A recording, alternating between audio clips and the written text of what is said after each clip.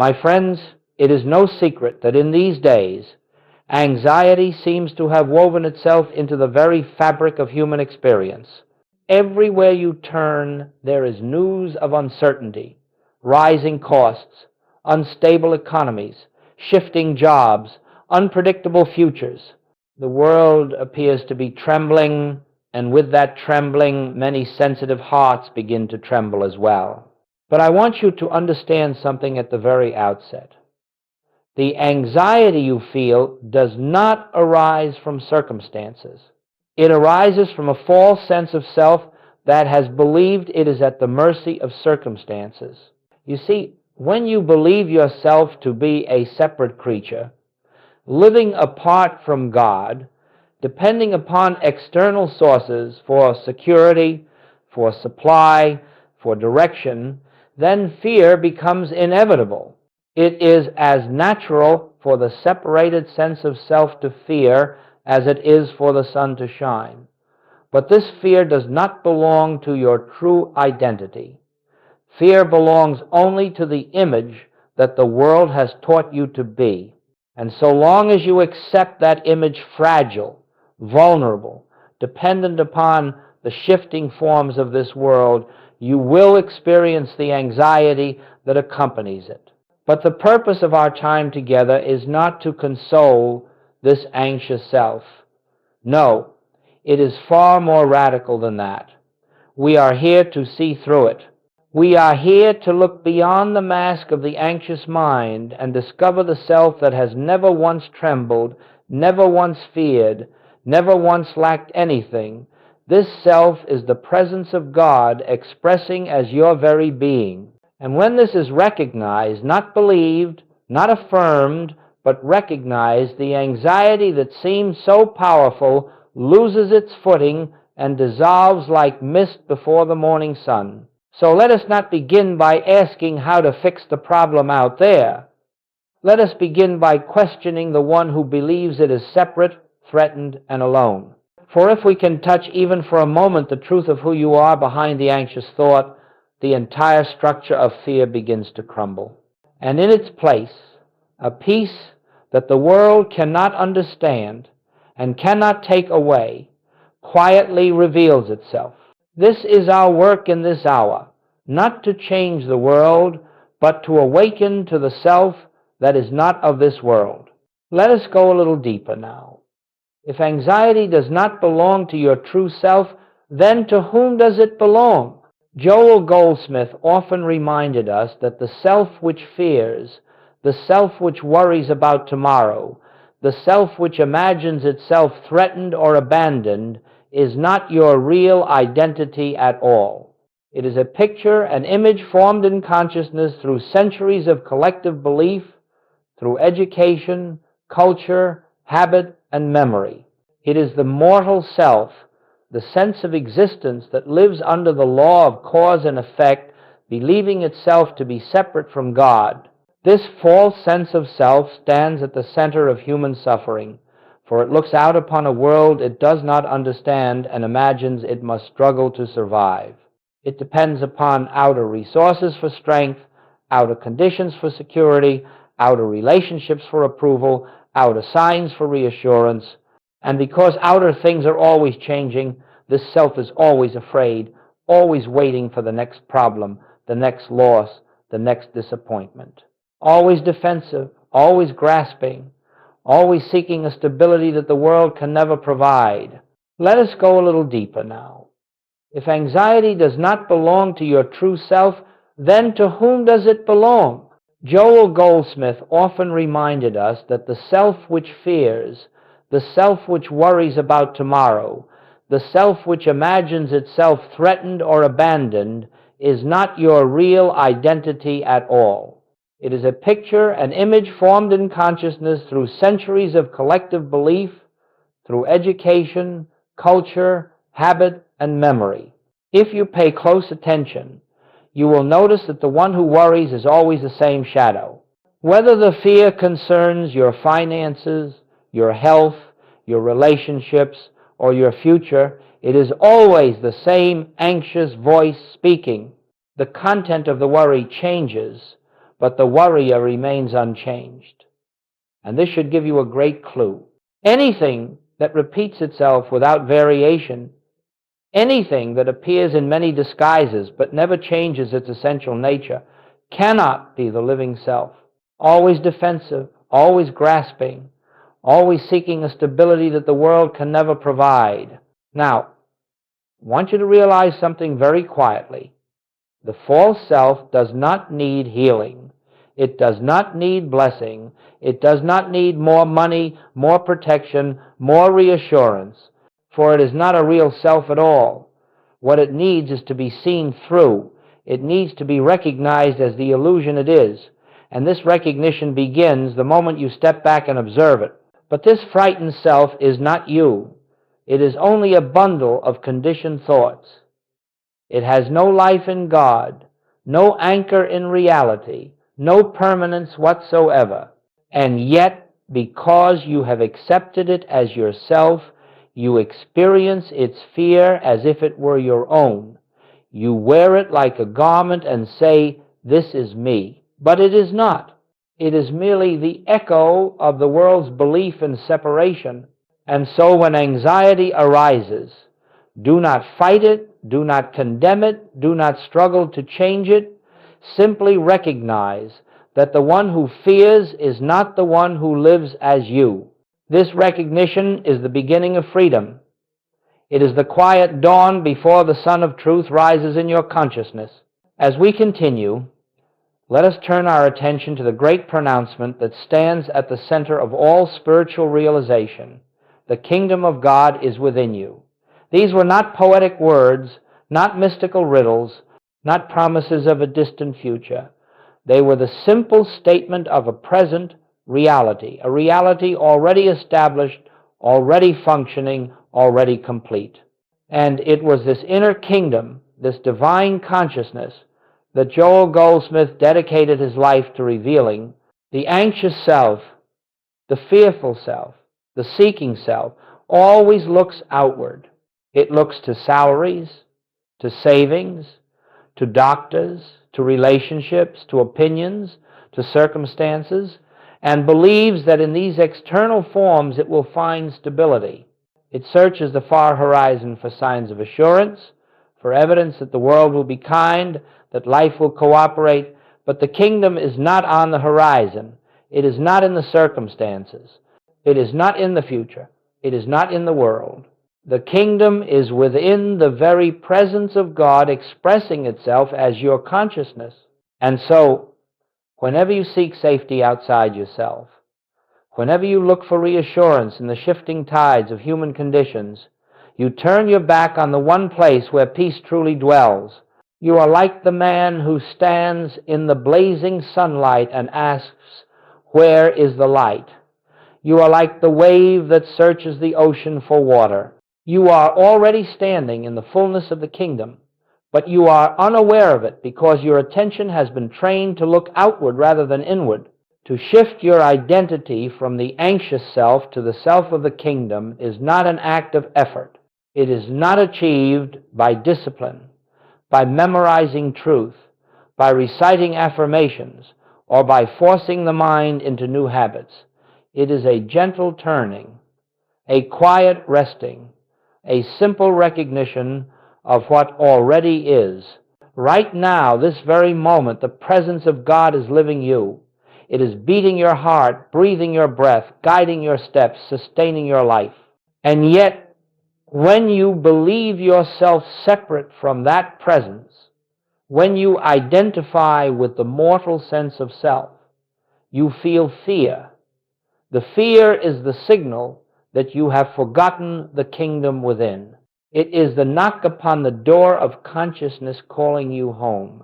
And so when anxiety arises, do not battle it, do not seek to silence it by solving outer problems. Instead, let it remind you, I have been living as a self apart from God. Let me return to the kingdom within. The moment you turn inward quietly, gently, you will feel a shift. It may be slight at first, like the softest breath across the surface of the heart, but it is the beginning of returning to your true place And as you rest in that inner presence, you will discover something profound. The anxious self cannot enter the kingdom. It dissolves at the threshold. Only the true self, the self that is one with the Father, can abide there. This is the great shift of identity. This is the golden unveiling. Not the changing of a frightened self into a stronger one, but the realization that the frightened self is not you at all, and that who you truly are has never once been separate from the infinite. Now let us consider something that lies at the heart of all human fear, especially fear surrounding money, security, and the future. Goldsmith taught that every form of limitation we experience begins not in the outer world, but in the mental image we hold of ourselves. It is not the circumstance that frightens us, it is the picture within consciousness that interprets the circumstance through the lens of separation. When you say, "I do not have enough," you are not describing a fact, you are describing a belief intertwined with an image. When you worry about losing a job or running out of resources, it is not the outer condition that produces fear. It is the inner picture of yourself as a being dependent upon those outer factors for life. And because this picture is built from human conditioning, from the collective belief in separation, it always depicts you as incomplete, unsupported, and vulnerable. This is why fear continues even when circumstances improve. A person may receive more income, a new opportunity, a better position, yet the anxiety remains just beneath the surface. Why? Because the mental image has not changed. The external scene shifts, but the internal picture remains the same frightened figure, always waiting for the next loss, the next downturn, the next misfortune. The shadow survives even when the sun is shining. But here is the liberating truth. This mental image is not your true self. It is a construct of the mortal mind. It is the way the world has taught you to see yourself, not the way God sees you. And to the degree that you identify with this image, you will experience the fear that belongs to it. The spiritual path, as Goldsmith understood it, is not the process of improving the mental image. It is not about convincing yourself you are wealthy when you feel poor, nor about denying the appearance of need. It is not about manipulating thought in order to produce a better outcome. All such efforts only reinforce the belief that the mental image is real and must be corrected. No, the spiritual way is entirely different. It is the gentle recognition that the mental image is not who you are. It is the realization that behind every fearful picture stands the presence that is never touched by lack, never diminished, never threatened, never dependent upon external supply.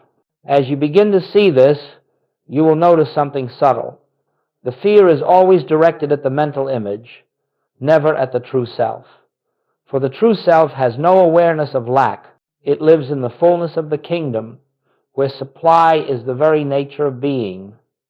And when you shift your attention away from the image and toward the one who is aware of it, the fear begins to dissolve, not because you have solved anything, but because you are no longer identifying with the one who fears. Try to observe this now.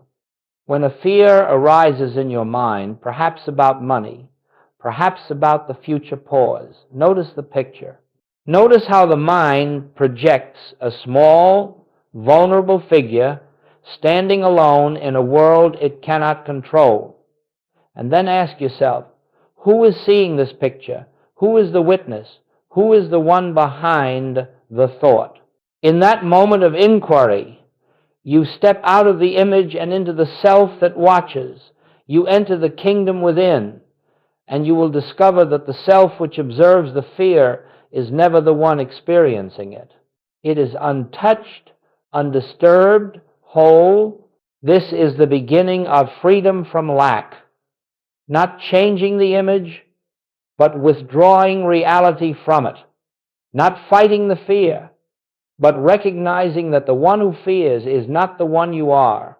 Let us now come to a point that stands at the very center of Joel Goldsmith's message, the practice he called recognition, if you truly grasp this, you will understand why fear dissolves effortlessly and why supply flows without struggle. Every spiritual tradition has its methods, affirmations, rituals, disciplines, techniques, and there is a place for these in the early stages of awakening. But Goldsmith saw that the highest spiritual life is not achieved through effort. It is revealed through recognition. Recognition is the quiet awareness of what is already true. It does not add anything. It uncovers. It does not strive. It sees. It does not attempt to change conditions. It beholds the reality behind them. And in that simple beholding, transformation occurs naturally without human force. When you practice recognition, you are not trying to convince yourself of something. You are not attempting to rearrange the thought world or manipulate inner pictures. You are simply acknowledging that beneath the noise of the mind, beneath the surface of fear, beneath the shifting circumstances, the presence of God is already here, already functioning as your very consciousness. This is why Goldsmith taught that recognition is not a technique, it is a state of awareness. It is the acknowledgement that I and the Father are one, not as a theological statement, but as the living truth of your being. And once you begin to feel this, even faintly, fear loses its authority. For example, when an anxious thought arises, you do not fight it. You do not push it away. You do not reason with it. Instead, you step inward and quietly recognize this fear does not belong to the self that I am. The presence that lives as me is untouched. In that moment, the fear begins to fade, not because you have overcome it, but because you have withdrawn belief from it. You have recognized the one who stands behind it. And when a thought of lack appears, I may not have enough, what will I do next month? You do not attempt to imagine abundance or think positive thoughts. You simply rest in the awareness, infinite supply is my nature because I live in God and God lives as me. You are not calling supply to you. You are recognizing that supply is the activity of your own being. It cannot be added and it cannot be taken away. This is the great secret. The moment you stop trying to make truth do something for you, truth begins to reveal what has already been done. Struggle ends. Effort ends. The anxious mind grows silent because it no longer believes it carries the burden of living. Recognition is not a practice you do for hours. It is a moment-by-moment returning, a gentle turning inward whenever fear tries to claim you, a soft remembrance that your life is the life of God expressing as individual being. You will find that as this recognition deepens, you begin to live with a new kind of peace, a peace not dependent upon circumstances, a peace untouched by lack or change. It is not something you manufacture. It is simply the natural state of the one who knows its true identity. Recognition transforms because it reveals. And what it reveals is the presence that has been with you from the beginning, asking only to be acknowledged. Let us move now into one of the most liberating discoveries you will ever make on the spiritual path. It is the understanding that all outer forms of supply are merely channels, while the true source of supply is the infinite, invisible, the presence of God within your own consciousness. Until this distinction becomes clear, you will continue to fear because you will continue to look to the channel as if it were the source. Most of the world lives in bondage to channels. A paycheck appears and one feels secure. The paycheck disappears and one feels threatened. A business opportunity opens and hope rises. The opportunity closes and fear returns. Money comes in through one avenue and confidence grows. That avenue dries up and anxiety takes its place. But through all of this, the source has not changed. The infinite has not diminished. Only the outer channel shifted, and because the mind mistakenly worshipped the channel, it experienced the shifting as loss. But when you understand, as Goldsmith did, that the source of your supply is the very presence that lives you, a profound freedom begins to dawn. You realize that spirit is forever expressing itself as form, and that forms may come and go, but the activity of the infinite remains uninterrupted. A job may disappear, but not your supply. A client may cancel, but not your source of income. A market may collapse, but not the abundance of the kingdom. Channels will change as freely as waves upon the ocean, but the ocean never changes. This is why Goldsmith often used the analogy of sun and rays. The ray does not depend upon the window through which it shines. If one window closes, the sun simply finds another opening. The ray is never cut off from the sun, because its life is the sun, and so it is with you. If you identify with channels, you will fear. If you identify with the source, you will rest. Living from inner supply means recognizing that everything you need already exists within your consciousness as the presence of God. Your task is not to attract it, not to manifest it, not to visualize it. Your task is to acknowledge the truth that your being is rooted in the infinite, and therefore no outer form can add to you or take from you. When this truth begins to live in you, you stop chasing opportunities. You stop worrying about outcomes. You stop tying your well-being to the ups and downs of the world.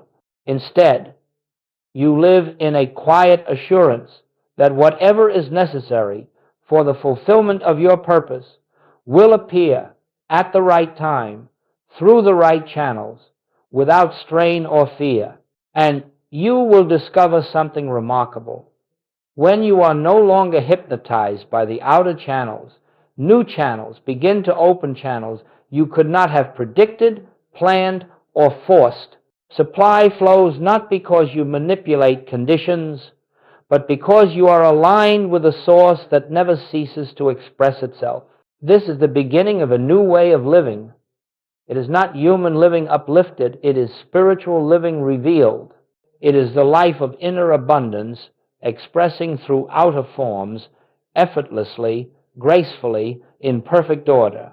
And once you taste this freedom, you will understand why Jesus said, "Take no thought for your life."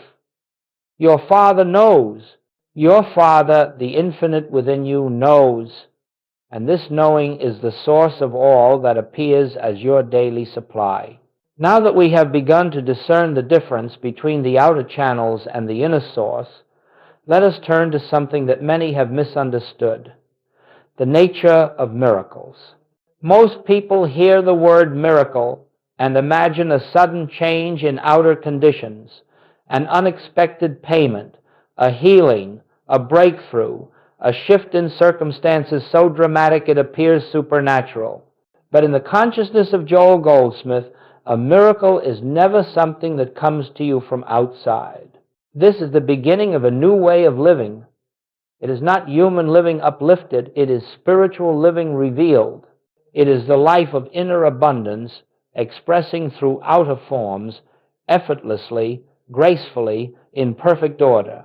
A miracle occurs when the illusion of separation dissolves. That is all. It is the natural activity of the presence showing through the veil of the mortal mind. No pleading with God is necessary. No ritual is required. No technique will force it. The moment the false sense of self falls away, the infinite harmony that has been present all along becomes visible as form. This is why Goldsmith often said that we do not demonstrate anything. We do not demonstrate health, abundance, or harmony. We merely recognize the truth, and the truth demonstrates itself. The moment you stop trying to get something from God, the moment you stop attempting to correct error through mental effort, the moment you rest in the awareness of your oneness with the Father, Miracles unfold not because you caused them, but because nothing is blocking their natural expression. Consider how this looks in daily life. A person who has been struggling financially for years suddenly experiences a shift not in the outer world, but within themselves. They stop identifying with the anxious self. They stop begging for supply. They stop chasing outcomes. They become still, and in that stillness, they recognize the life I live is the life of the infinite. I cannot be separate from my supply. Very quietly, something changes. Fear begins to lose its grip. Restlessness fades. A sense of sufficiency rises not because the bank account has changed, but because the inner image has. And then, without planning or manipulating, opportunities appear. New channels open. Unexpected support arrives. People step forward. Circumstances align. But remember, these outer events are not the miracle. They are simply the form that the miracle takes. The miracle happened the moment you shifted consciousness. Everything else was just the natural outworking of that inner transformation. The same is true for healing. A person may carry fear in their body for many years. They try affirmations, treatments, disciplines, hoping to change the condition. But the fear persists because they are still living as the one who is separate from life. Then one day, perhaps in a moment of deep quiet, they stop resisting. They stop asking. They stop trying to change anything. And in that surrender, they feel even for an instant the presence of God within them as their own being. Nothing dramatic happens on the surface, yet something profound has occurred. A shift, a release, a recognition. And in the days or weeks that follow, the body begins to respond. The condition fades, strength returns, harmony reappears. But again, the healing is not the miracle. The recognition is the miracle. The healing is simply the visibility of the truth that was always present. This is why anxiety melts away when you turn inward. Fear has no root in the true self. It only survives in the mental image. And the moment the image is dissolved through recognition, you begin to live from a different center. Instead of reacting to appearances, you rest in the assurance that everything necessary for your life is already contained within your consciousness. When you know the truth of your being, outer conditions adjust themselves automatically. You do not make them adjust. You do not push them. You do not pray for them.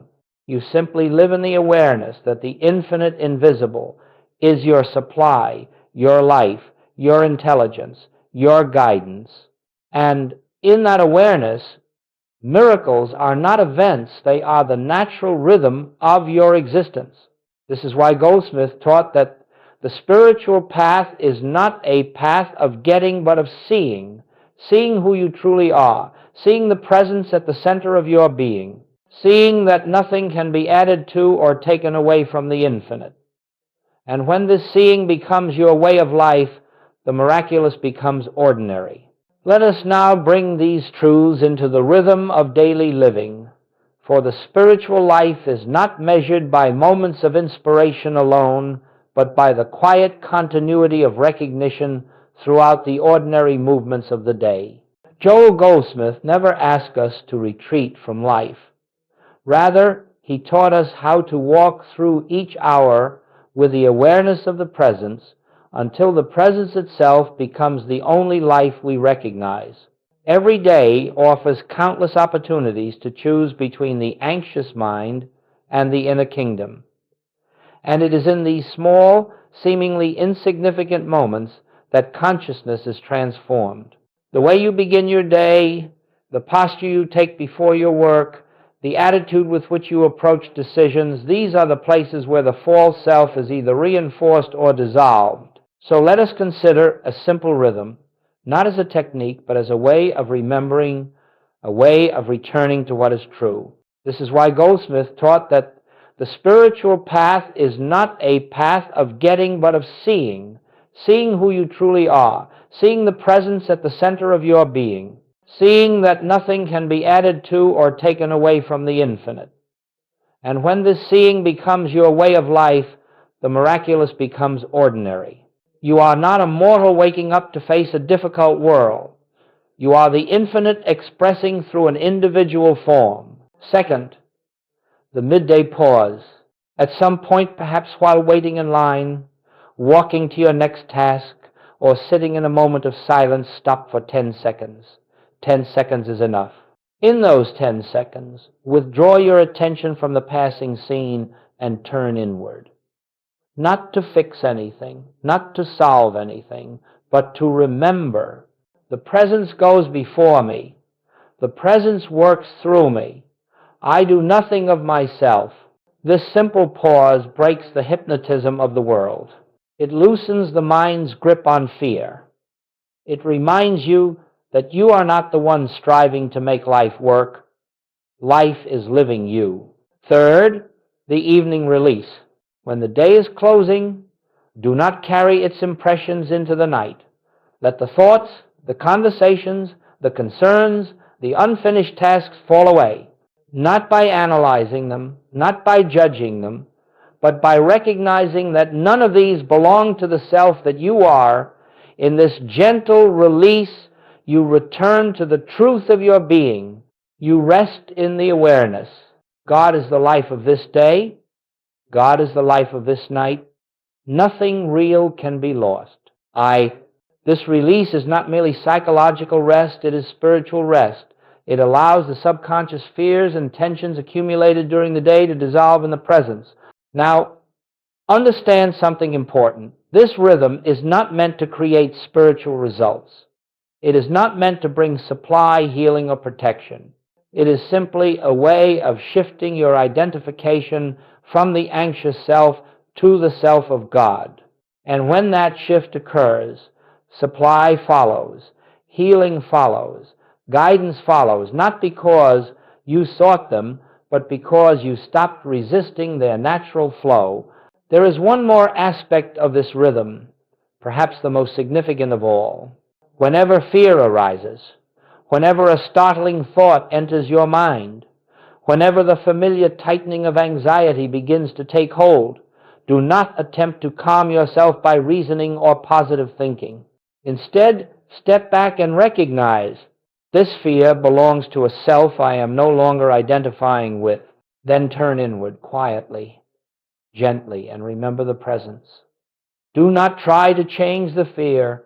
Do not resist it. Let it be. And rest in what is true. This is the presence before panic way of living. It is the conscious decision to return to God before you return to fear. And each time you choose the presence, the false self loses a little of its authority. Over time, you will find that fear approaches you less often, and when it does arise, it passes through you as lightly as a shadow across a wall. This is not discipline. This is devotion, the devotion to truth as your only reality. And now, as we come toward the close of our time together, let us gather all that has been revealed into one simple, living recognition. Everything we have explored, anxiety, supply, miracles, inner rhythm, comes down to this. Your true self has never been separate from God.